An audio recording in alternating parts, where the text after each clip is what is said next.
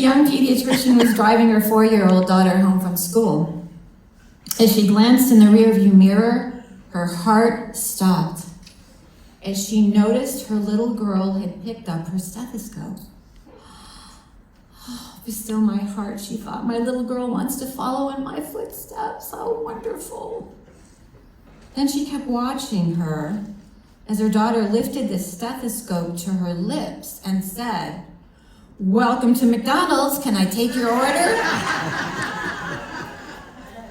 Which has nothing to do with my talk, but I just loved it so much, I had to share it with you. That was cute.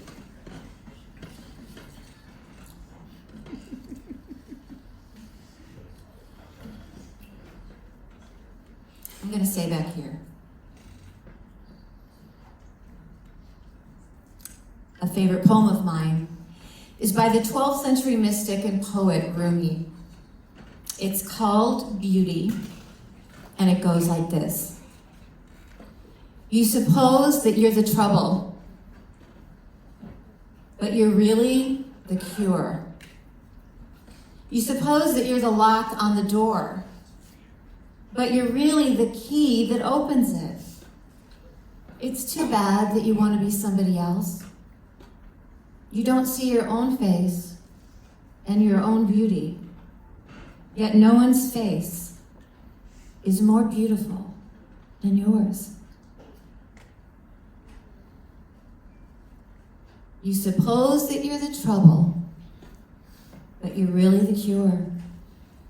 You suppose that you're the lock on the door, but you're really the key that opens it. How many of us have felt like we're the trouble and the lock on the door? How many of us here this morning have hated our lives, hated ourselves, envied someone else's life because it was so much easier, so much better? How long has it been since we could see or feel beauty in ourselves? Rumi isn't talking about a narcissistic love of ourselves. He's talking about a spiritual love. He's telling us that within we find healing. We find answers, we find acceptance, we find the cure. He's telling us that within we find forgiveness, we find strength, we find surrender, we find a key. Rumi is telling us that we must look inward to find what we believe is lost, but it's not lost. We must look inward to find hope and grace and love, to find a power that will change our whole perspective on life, a power that will change our whole perspective of ourselves. No one's face is more beautiful than yours. No one's life is more precious than your own. I know so many of you may be thinking right now, there's no cure for me. There's no key inside of me. There's nothing spiritual or godlike in me. Or how can we possibly find love and forgiveness in our family again? How can I see him or her as beautiful? I've had these same thoughts and feelings as a daughter, for myself, and for my son. So I'm the daughter of an alcoholic, I'm an alcoholic, and I have a son in recovery. But we don't have to worry about these thoughts because there's helpful people. I love Mr. Rogers. Mr. Rogers said that his mother used to always tell him, don't worry, just look for the helpful people. There's always helpful people. So that's my work, my calling, my passion, to help patients see maybe for the first time that you have access to a power. And it's a power that's for you, not against you. It's you that's been against you. We have access to a power that can cause us to not only not use, but actually not want to use. Do you hear the difference there? It's not just, it's going to help me not use, it's going to help me want that. To want a new life. That's some power. You have access to a power that will move you to have the strength to let go and trust. You have access to a power that loves you more than my words can tell you. That love has no limits and no conditions. It's unconditional, unlimited, and unimaginable love. Some of you may be sitting there feeling disconnected from a relationship with the God of your understanding or anything greater than you. Perhaps some of you are feeling very unworthy of any kind of connection with something that's good. But remember, you can be open to the idea that there is a power available to you. A power of love, of unconditional love, unlimited love, unimaginable love. Whenever I'm feeling disconnected, I always love to look at the 139th Psalm. Where can I go from your spirit? Or where can I flee from your presence? If I ascend to heaven, you're there. If I make my bed in Sheol, you are there. If I take the wings of the morning and settle at the furthest limits of the sea, even there your hand shall hold me fast. If I say, surely the darkness shall cover me and the light around me becomes night, even the darkness is not dark to you. The night is as bright as the day, for darkness is light to you. I once read in an AA publication that we have a solution inside of us. We just don't know it until we meet each other. That was my experience. In the beginning of my recovery, I needed to see people who were happy, who were at peace, who were successful and contented and fulfilled without drinking or using. Living and healing from anxiety, depression, and hopelessness. And that sparked something in me. It was a belief that maybe I could have that. Or even, maybe I actually want that. That was a shocker. That was my first spiritual awakening. Is waking up one morning and saying, God, I really want this way of life. That's a power. That's a power. That's the beginning of a daily reprieve or daily spiritual cure. And that's a key that will open so many doors. Sometimes what keeps us from a relationship with a power greater than us, with the universe, with God, with nature, whatever you want to call it, nothing can contain it, no word. Sometimes what holds us back is what we think it has to be. Sometimes, as I did, we have to kind of fire the God of our childhood with gratitude and begin a new idea, a new understanding, a new belief. I'm still creating, I'm still seeking. I hope I always am. None of us really know what that power is. We only know what it is to us. And that's perfect. There are so many spiritual paths. For some of us, it's a religion, church on Sunday, Shabbat on Friday evenings. For some, it's walking in nature. For some, it's being in a meeting with people they trust and love. There are really an infinite number of paths because there's an infinite amount of us. We're all a path. I attended an interfaith seminary called One Spirit. I know Reverend Tina also attended One Spirit.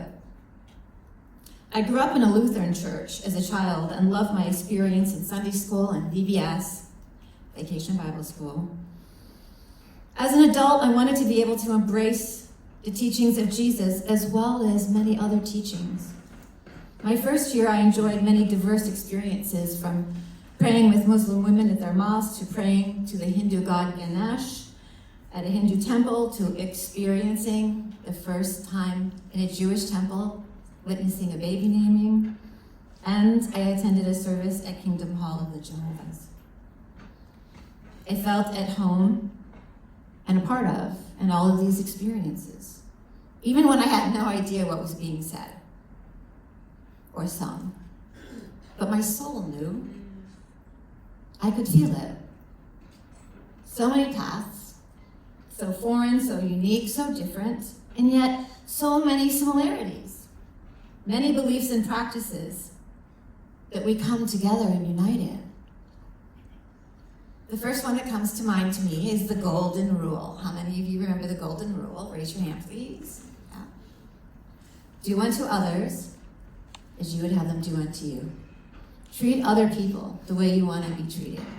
Put out what you want to come back, right? The next one I remember is to love God, to be kind and compassionate with one another. And the third idea, and the core belief that seemed to be more important than any, is forgiveness, is letting go, the idea of surrendering whatever is keeping us in bondage. Because until we do this, until we let go, it's virtually impossible to truly love God, love others, love others, love others,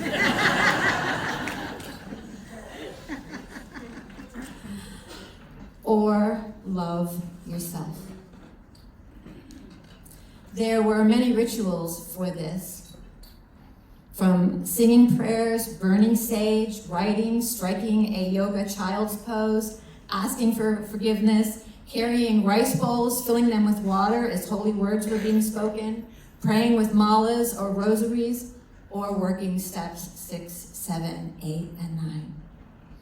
These rituals became more beautiful to me every time. And I realized it was preparing for what would come next. Many of us this morning have dreams of what we want to come next. Some of us have clear ideas about what we want to come next. And some of us have absolutely no idea what we want to come next, and that's okay. But most of us know what we don't want to come next, or you wouldn't be sitting here. You don't want more shame, more guilt, loneliness, sadness, depression. You don't want to keep lying and hiding. You don't want to keep living on the streets or living in terrible fear. You don't want to hate yourself anymore, but you can't see how you'll ever love yourself, like Rumi wrote about. You don't want to live in darkness, but you can't possibly see the light. But please remember that God is in the dark. God, higher power, love, divine energy, whatever you want to call it, is in the dark. We need to remember that. I'm looking up at you and I'm just speaking to you. I'm not looking at my paper right now because this is so important. Some of us separate God from the dark. We think that when we're in darkness, we're in a bad place. But God is in the dark.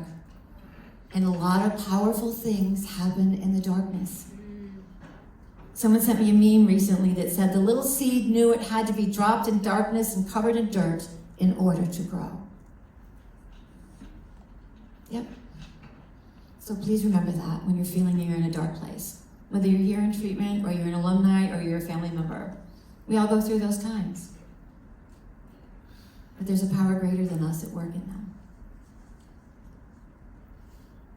So my next line is like a, ugh. You're right where you're supposed to be. I wrote like a whole line of, ugh. I couldn't stand to hear those words, but they're true. Or we wouldn't be there, right? Knowing what you don't want is actually the beginning.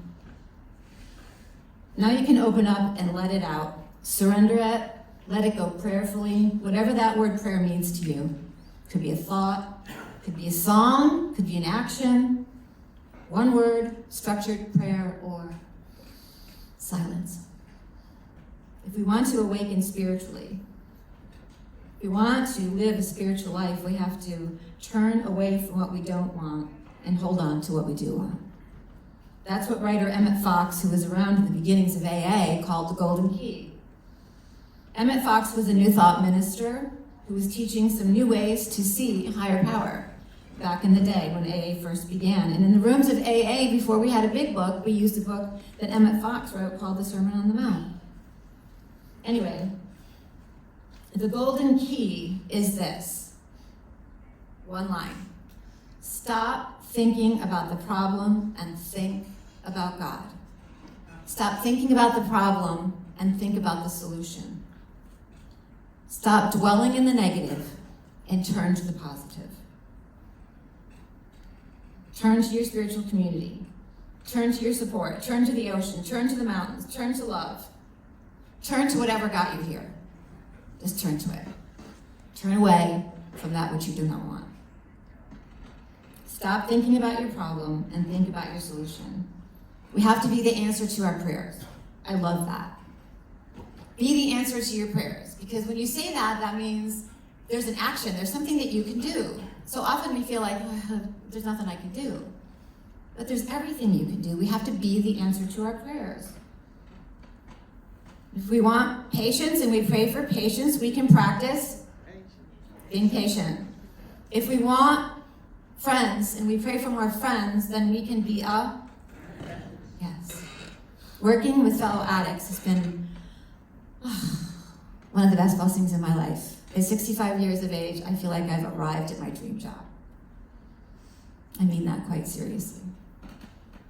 I've met so many of us, and we are really wonderful people. Whether you are an addict or a family of an addict, we are wonderful people when we're not out there. And we family members can also be out there too. The disease of addiction robs us of the ability to be who we are. I often tell our patients that we don't change who we are. We don't change who we are. We're still that inner child. We change who we think we are.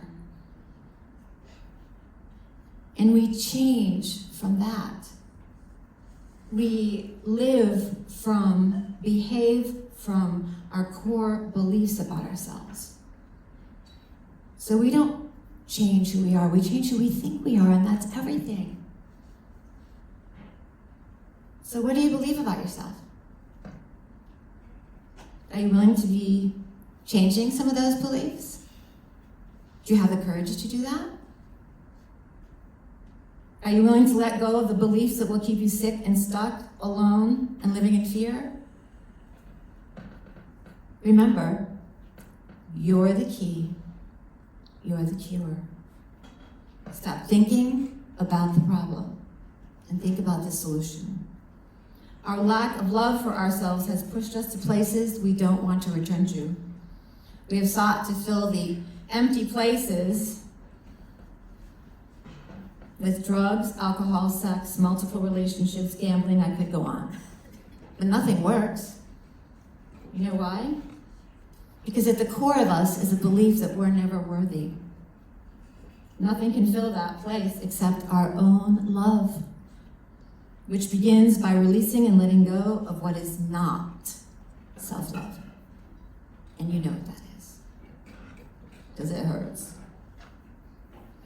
A story is told about a consummate diamond thief who sought to steal only the most exquisite of gems. This thief would hang out in the diamond district in New York to see who was purchasing a gem so that he could pick their pockets. One day, he saw a well-known merchant purchase the jewel he had been waiting for all of his life. It was the most beautiful, the most pristine, and pure of diamonds. He was so excited, and so he followed the diamond merchant as he boarded the train, getting in the same compartment with him. He spent the entire 3-day journey trying to pick the merchant's pocket and steal the gem. When at the end of the journey, he was so frustrated. He was an accomplished thief, And although he employed all of his skills, he still was not able to steal this rare and precious gem. When the merchant got off the train, the thief followed him. He just couldn't stand it anymore, so he walked up to him and said, "Sir, I am a renowned diamond thief. I saw you purchase that magnificent diamond, so I followed you on the train. And though I have used all of my art, which I have perfected, I was not able to find the gem. Please, I must know your secret." The merchant answered, "Well, I saw you watching me. I know who you are. So I hid the diamond where I knew you would never look for it. I put it in your own pocket." Wow. He then reached into the thief's pocket and pulled out the diamond. How many of us see our value and our worth as being somewhere outside of ourselves? The gem in the story represents our spiritual identity, our radiant light, our power source, that power within us that makes all things possible. But not unlike the thief, we can seek our worth in the pockets of other people. It's not there. It's in here. I read a publication called The Daily Word many years ago. It's something that I like to read often in my morning meditation, and I want you to hear one of my favorite readings. "I am the author of my story. No matter what happened or what happens, I choose the meaning I give to the events of my life. I choose. I choose their meaning. I see through a spiritual lens as a spiritual victor. I see myself resilient, not a victim. Not a victim of life circumstances. No part of my story limits the experience of this day. Inspired by love, I discover deep understanding and new gifts in myself as I move through life's challenges." The last story I want to tell you is one of my favorites. So the Hawaiians beautifully believe that we were born as bowls of light. Radiant, brilliant, spiritual beings, born into this spiritual experience as light. But then we go to kindergarten and someone laughs at us, so we put a rock in the bowl.